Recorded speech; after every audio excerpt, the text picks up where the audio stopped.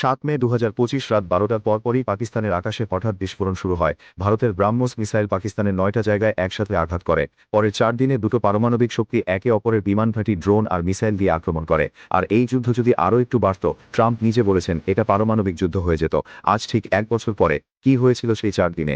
বাংলাদেশের জন্য এর মানে কি? আর আবার কি যুদ্ধ হবে? আজকে সব জানবেন। আসসালামু আলাইকুম, স্বাগতম গণচক্করে। আজকে ৭ মে ২০২৬। ঠিক ১ বছর আগে এই দিনে শুরু হয়েছিল ইতিহাসের সবচেয়ে বিপজ্জনক যুদ্ধগুলোর একটা, দুটো পারমাণবিক শক্তির মধ্যে।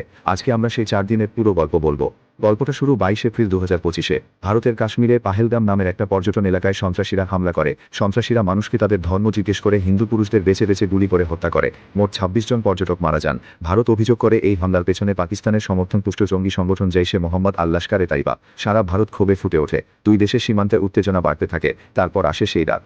৭ মে ২০২৫ রাত ১২টার পরপরই ভারত অপারেশন সিন্দুর শুরু করে। BrahMos missile, SCALP cruise missile আর হ্যারপ লয়টারিং মুনিশন দিয়ে পাকিস্তানের ৯টা জায়গায় একসাথে হামলা চালানো হয়। মাত্র ২৩ মিনিটে ভারতের রাফেল যুদ্ধবিমান, স্ক্যাল্প মিসাইল আর হ্যামার বোমা দিয়ে পুরো অপারেশন শেষ করে। পাকিস্তান অবাক হয়ে যায়, কিন্তু চুপ করে বসে থাকে না। পাকিস্তান পাল্টা মোটর শেলিং শুরু করে কাশ্মীরের পুঞ্চ জেলায়, যেটা ছিল ১৯৭১ সালের পর সবচেয়ে ভয়াবহ শেলিং। তারপর শুরু হয় ড্রোন যুদ্ধ, যেটা ছিল দুই পারমাণবিক শক্তির মধ্যে ইতিহাসের প্রথম ড্রোন যুদ্ধ। ৮ মে থেকে যুদ্ধ আরও ভয়াবহ হয়ে ওঠে। ভারত পাকিস্তানের ১১টা বিমান ঘাঁটিতে হামলা করে। ইতিহাসে এই প্রথম কোনো দেশ একটা পারমাণবিক শক্তির এতগুলো ঘাঁটিতে একসাথে আঘাত করে। পাকিস্তানের মুরির এয়ারবেস, যেখানে চাইনিজ উইংজং ড্রোন ছিল, সেটা ধ্বংস হয়। ভোলারি এয়ারবেসে $৩০০ কোটি AEWNC বিমান ধ্বংস হয়। পাকিস্তান পাল্টা অপারেশন বানিয়ান উন মারসুস নামে ভারতের বিমান ঘাঁটিতে মিসাইল ছোড়ে, কিন্তু ভারতের S-400 মিসাইল ডিফেন্স সিস্টেম পাকিস্তানের বেশিরভাগ মিসাইল মাঝ আকাশে ধ্বংস করে দেয় এবং ৪১৩টা পাকিস্তানি ড্রোন হামলা ব্যর্থ করা হয়।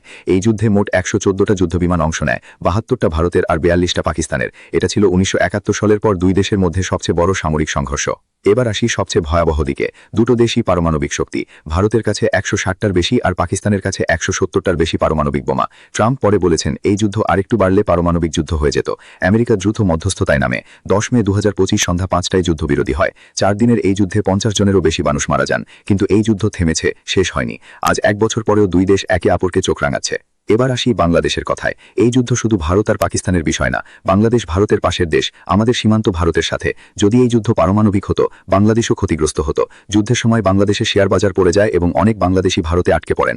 আর এই যুদ্ধ থেকে আমাদের সবচেয়ে বড় শিক্ষা হলো, পারমাণবিক যুদ্ধ হলে পৃথিবীতে বিজয়ী বলে কিছু থাকে না, সবাই হারে। ৭ মে ২০২৫, ৪ দিনের যুদ্ধ, দুই পারমাণবিক শক্তি, ৫০ জনের বেশি মৃত্যু, আর পারমাণবিক যুদ্ধ থেকে মাত্র কয়েক ঘন্টার দূরত্ব। কমেন্টে বলুন আপনার কি মনে হয় আবার যুদ্ধ হবে? এরকম আরও গুরুত্বপূর্ণ ভিডিও পেতে এখনই সাবস্ক্রাইব করুন গণচক্করকে। দেখা হবে পরের ভিডিওতে।